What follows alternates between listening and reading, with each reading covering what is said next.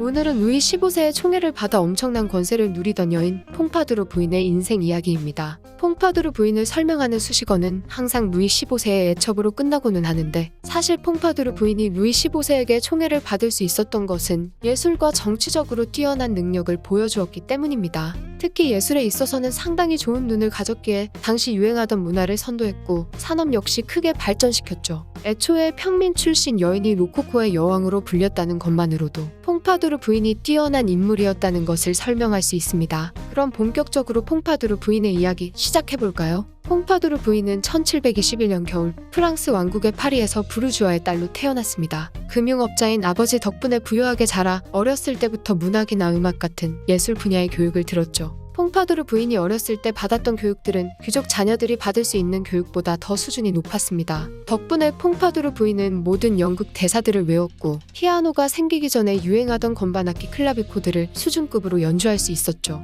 여기에 그림이나 디자인적으로도 뛰어났으며 식물학자까지 겸할 정도로 뛰어난 인물이었습니다. 물론 퐁파두르 부인을 따라다니는 안 좋은 소문들도 당연히 존재했습니다. 퐁파두르 부인의 원래 성씨인 푸아송의 뜻이 생선이라는 이유로 놀림을 받은 것도 있었지만, 가장 많은 논란이 생겼던 건 가정환경을 둘러싼 소문들이었죠. 금융업자였던 아버지 르 노르망 드 투르넴은 사실 새아버지이고 어머니는 성을 사고 팔았던 코르티잔이라는 것이었습니다. 소문은 거의 사실이었죠. 퐁파두르 부인의 친아버지는 무능력한 사람으로 횡령 혐의를 받아 외국으로 도망갔습니다. 그러니까 아버지가 없이 자라다가 새아버지를 만나 부유하게 자랄 수 있었다는 것이었죠. 한편으로 역사학계에서는 트루넴을 새아버지가 아닌 어머니의 애인이라고 부르기도 합니다. 애초에 어머니가 코르티잔이었기 때문에 애인이었을 가능성이 높죠. 조금 애매하게 들리실 수도 있는데 학계에서도 퐁파두르의 아버지에 대해서는 말이 많습니다. 근데 솔직히 그렇게 중요한 건 아니니 그냥 넘어가도록 하죠. 1741년에는 자신을 후원해주는 투르넴의 조카와 결혼하여 딸 알렉상드린을 낳기도 했습니다. 결혼까지 했지만 퐁파두르 부인의 마음속에는 여전히 왕의 애첩이 되고 싶다는 야망이 있었죠.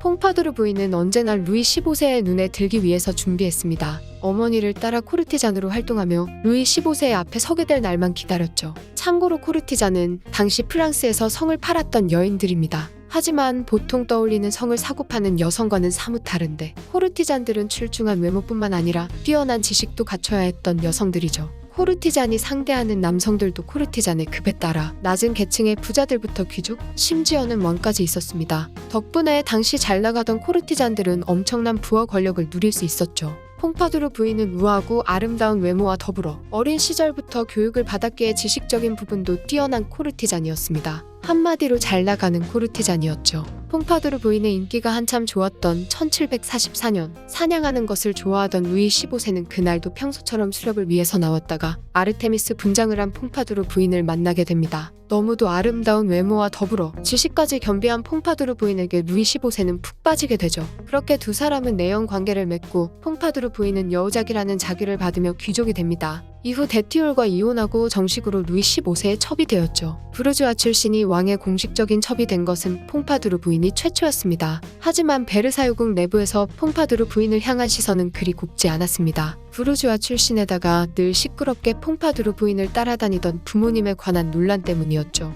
루이 15세와 퐁파두르 부인 사이의 관계를 많은 사람들이 격하게 반대했지만 루이 15세는 어떤 의견에도 자신의 뜻을 굽히지 않았습니다. 퐁파두르 부인에게 완전히 반해버린 것이죠. 궁으로 들어온 퐁파두르 부인은 어디까지나 왕의 첩이었기 때문에 당연히 왕비와 사이가 좋지 않았을 것 같지만, 예상외로 퐁파두르 부인과 마리아 왕비는 좋은 관계를 유지했습니다. 오히려 마리아 왕비는 지적이고 자신을 따뜻하게 대하는 퐁파두르 부인을 신임했죠. 이후 퐁파두르 부인은 루이 15세의 총애를 힘입어 정치에도 적극 참여했습니다. 퐁파두르 부인의 살롱은 아예 지식인 계층인 사상가나 문학가들이 모여 토론을 펼치는 장소가 되었죠. 살롱 외에도 퐁파두르 부인이 관여한 정치적인 일화들은 유명한 것들이 많습니다. 예를 들자면 백과사전이 있겠죠. 당시 프랑스 사회에서 백과사전의 존재는 불순한 사상을 퍼뜨린다는 이유로 판매를 반대하는 보수파와 판매를 주장하는 문학인들로 나뉘어져 있는 상태였습니다. 이때 퐁파두르 부인은 기지를 발휘해서 백과사전의 판매를 허용하게 만들었죠. 몇 가지 더 살펴보자면 1758년 프랑스의 외무 대신과 전쟁 대신을 지냈던 슈아젤은 퐁파두르 부인이 추천한 인물이었습니다. 슈아젤은 퐁파두르의 추천으로 약 10년이라는 기간 동안 재상에 맞먹는 권력을 누렸죠. 프로이센 왕국에 대항하는 삼각 동맹도 퐁파두르 부인의 공입니다. 퐁파두르 부인은 신성 로마 제국의 마리아 테레지아 황후, 그리고 러시아 제국의 엘리자베타 여제와도 좋은 관계를 유지하면서 동맹 관계를 형성했죠. 프랑스 외교사에서는 상당히 중요한 부분을 차지하는 동맹의 역전이 퐁파두르 부인에게서 탄생한 겁니다. 물론 7년 전쟁은 실패했지만 이 정도의 영향력을 행사했다는 것 자체가 대단한 거였죠. 퐁파두르 부인은 정치에서뿐만 아니라 문화와 예술 분야에서도 두각을 보였습니다. 유년 시절부터 받았던 수준 높은 예술 교육들은 퐁파두르 부인의 예술적 감각의 원천이 되었죠. 일화로는 퐁파두르 부인의 화장이나 헤어스타일이 당시 여성들 사이에서 엄청난 인기를 끌었습니다. 특히 헤어스타일은 한 세기를 풍미했던 퐁타주형의 헤어스타일을 꺾고 자신의 스타일을 유행시켰죠. 머리를 부풀리지 않고 단정하게 뒤로 따아서 넘기는 방식의 헤어스타일을 유행시켰습니다. 이 스타일을 퐁파두르형이라고 부르기도 했죠. 퐁파두르 부인이 선도했던 것은 헤어스타일뿐만이 아니었습니다. 아름다운 외모에 더해 지적이고 예술적인 감각도 뛰어났던 퐁파두르 부인은 문화 자체를 좌우하는 인물이었죠. 당시 예술인 우쿠쿠 스타일을 마담 퐁파두르 양식으로 불렀을 정도이니까요. 퐁파두르 부인이 문화와 예술에 상당히 큰 영향력을 미칠 수 있었던 것은 바로 자유로운 사상에 있었습니다.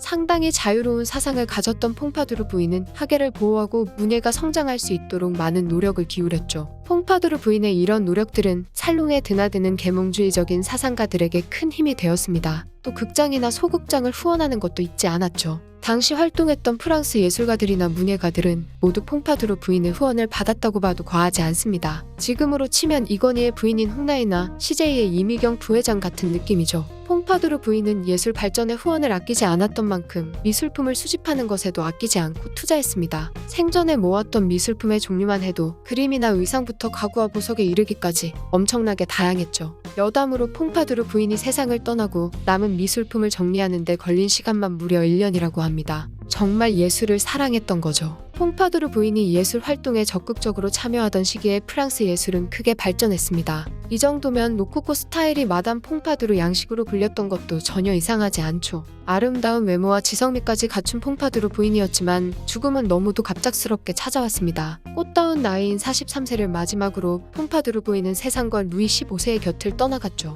물론 평소에도 몸이 연약했기에 늘 죽음이 가까이에 있긴 했지만 엄청난 영향력을 행사했던 만큼 퐁파두르 부인의 죽음은 많은 이들에게 충격적이었습니다. 이때 퐁파두르 부인이 앓았던 병도 여러 가지 설이 있는데 생전에 보였던 기침이나 가래 같은 증상으로 미루어 봤을 때 가장 유력하다고 평가받는 것은 폐결핵으로 인한 죽음이죠. 요인이야 어찌됐든 한 시대를 주름잡았던 여우작 퐁파두르 부인의 죽음으로 프랑스는 우울에 빠집니다. 특히 퐁파두르 부인의 죽음에 슬퍼했던 인물은 루이 15세였죠. 루이 15세는 퐁파두르 부인이 세상을 떠나는 그날까지 총애하며 곁에 두었습니다. 심지어 퐁파두르 부인은 원래 왕족이 아니기 때문에 궁전에서 숨을 거둘 수 없었지만 루이 15세는 퐁파두르 부인을 궁전의 끝까지 머물 수 있게 허락하면서 죽기 직전까지 곁을 지켰죠. 루이 15세의 총애를 받아 엄청난 권세를 누리던 퐁파두르 부인의 이야기. 이번 편은 여기까지입니다.